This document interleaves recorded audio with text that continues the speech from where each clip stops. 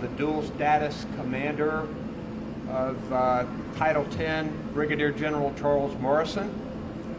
We have the commander of U.S. NORTHCOM, General Greg Gio.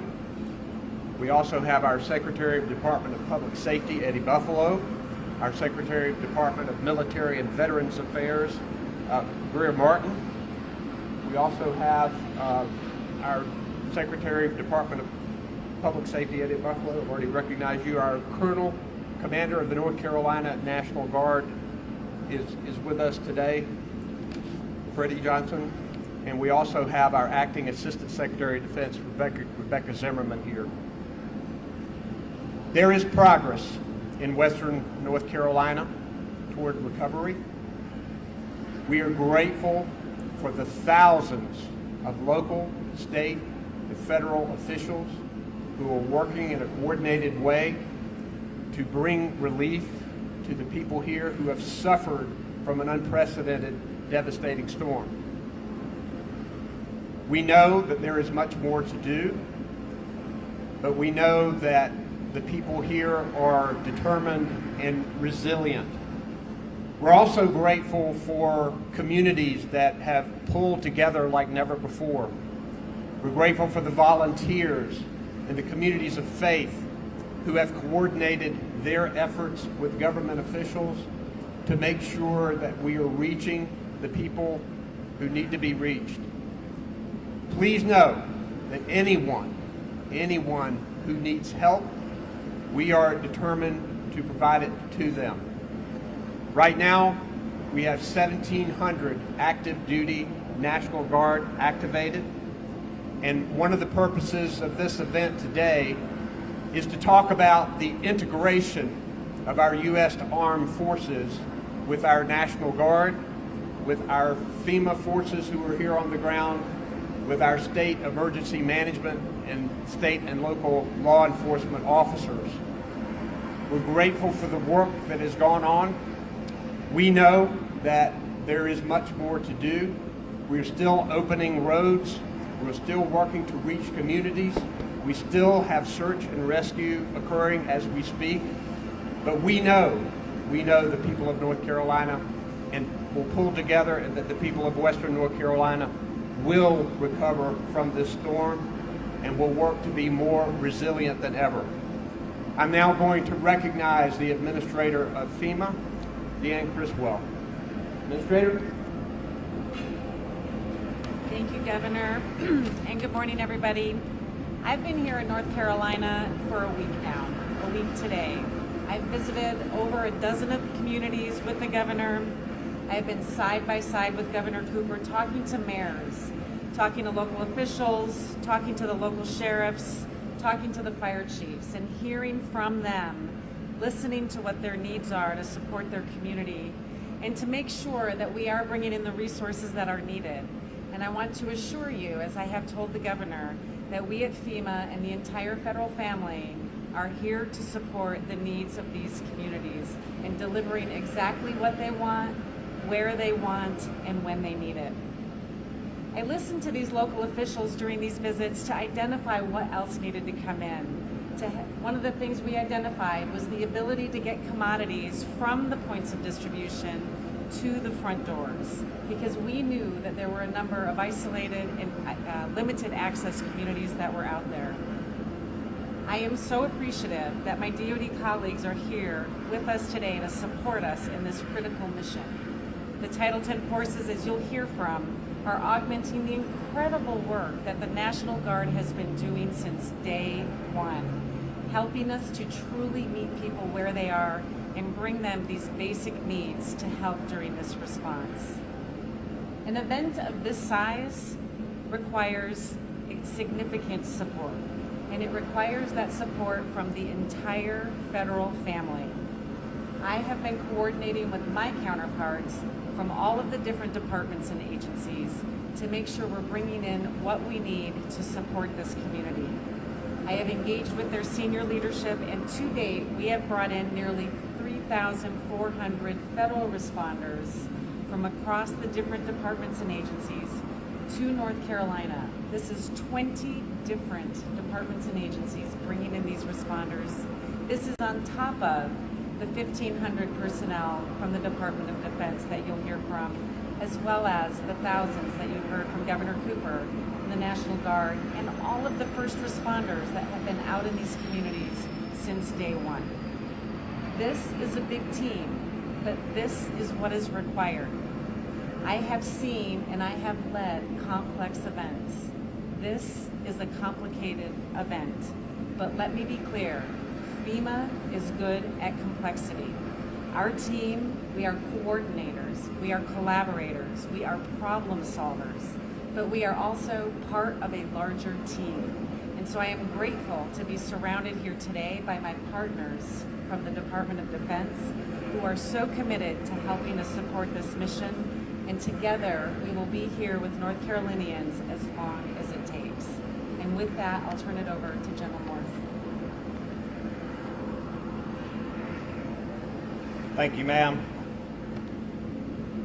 Today, it's my honor to be the dual status commander, and my role is to ensure unity of effort between our National Guard forces, which the administrator said have been here since before the storm, and now our active duty military forces that have come in to our assistance and to achieve unity of effort.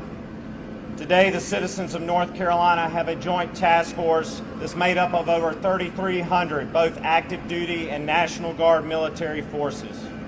That includes 918 vehicles and over 41 aircraft. Your North Carolina National Guard continues the efforts that they have had since well before the storm in places here like Asheville and all across western North Carolina. That also includes National Guard from across the 54 states of the Union. Just yesterday, we received 2 more engineered task forces from both Michigan and Virginia to add to that critical need here to our relief efforts. I want to speak to a moment about the active Army integration that has been seamless. Early communication between senior leaders allowed us to make sure that these active duty forces were equipped properly for the mission at hand. Normally, active duty forces are deploying to fight and win our nation's wars, and so we organized for the mission. Task Force Castle, which came right out of Fort Liberty here in North Carolina, arrived in Marion, North Carolina, and with probably 3 or 4 hours of sleep was conducting missions. They are on their 3rd day of missions here in North Carolina doing route clearance and at the same time delivering those commodities that the administrator talked about to places that may not have had access to them before. But what they are finding is progress. They're finding that most places have most of the humanitarian assistance that they need, and in some cases they just needed assistance with donation management. So you have soldiers, both National Guard and active duty alike, helping organize the massive amount of donations from generous people from all across this nation. And at the same time, providing relief as we continue to push humanitarian assistance relief. The 101st Soldiers from Fort Campbell, Kentucky, arrived with infantry squad vehicles. I will liken these to all-terrain vehicles, and they are immediately assisting our FEMA partners with wide area searches to continue to make sure that we have located all individuals and also where we might need to deliver more supplies. We also are having them team up with the North Carolina Department of Agriculture. Commissioner Troxler has provided us with locals who know the people and the terrain to allow us to get into areas that we might not have access so far to this point. Our partnership with the Department of Defense in this status is exactly why the dual status commander was invented after the response to Katrina so many years ago. It allows us to seamlessly integrate all components of the military, both National Guard and active, to achieve that unity of effort in our response to relieve the suffering of our fellow citizens here in Western North Carolina. And I'll be followed by the Commander of the United States Northern Command. Sir?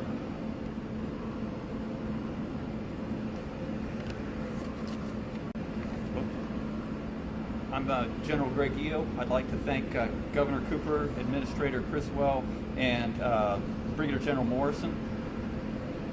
I'd like to acknowledge the tremendous amount of tireless work and effort by thousands of people and hundreds of organizations that are bringing aid to the citizens of North Carolina.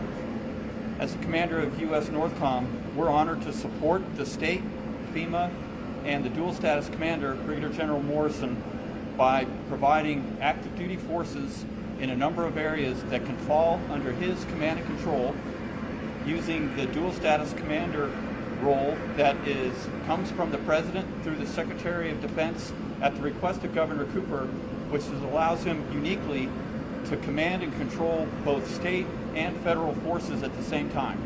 That will bring the citizens of North Carolina a unity of effort and response where we can provide the types of capabilities that are needed that will fall side by side with the North Carolina National Guard troops under his able and forward-thinking leadership. As General Morrison mentioned, the first wave of response has been helicopters from Fort Liberty, engineering battalion from Fort Liberty, and then also the infantry battalions that are coming in from Fort Campbell, Kentucky. But I should point out that those and the 101st Airborne, but they are part of the 18th Airborne Corps, the elite unit based out of Fort Liberty, that is providing the majority of the 1,500-person Title X response. Additionally, we have some Navy helicopters that are working directly for Administrator Criswell and FEMA, and then we have some very capable search and rescue aircraft that are across the border in Tennessee at McGee-Tyson Air National Guard Base that are flying 10-hour sorties a day throughout western North Carolina, providing search and rescue, medevac, and landing to provide basic medical care and wellness checks throughout the region. I'd like to close by saying it is a tremendous honor for us to support not only Brigadier General Morrison as the commander of these forces, but the state and FEMA in this most important and honorable mission for us, which is to help fellow citizens. Again, thank you very much.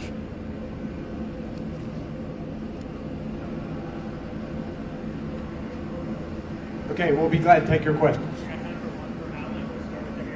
Yeah, Governor Cooper, Sean Gallagher, WRAL. You mentioned progress is being made, but we don't have a timeline of when water could be restored for the people here, making it difficult for people to plan how to move forward. What's your expectation for having water restored to Western North Carolina? Well, that's going to be a community by community event because we had more than 50 water systems throughout Western North Carolina that were impaired or destroyed. Many of them are coming back when the power comes back. So people are getting water a bit at a time.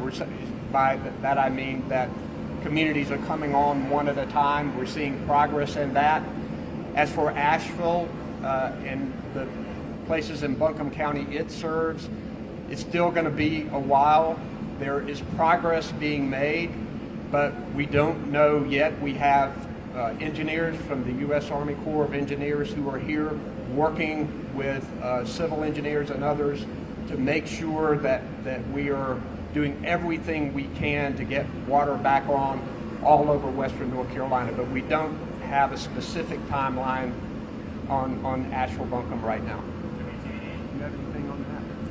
What do you say to people who are saying, FEMA or the relief is not there to help them yet? Is it coming or is it just not in all the areas yet? People who are saying that are misinformed or intentionally providing misinformation. We have thousands of local, state, and federal officials who are working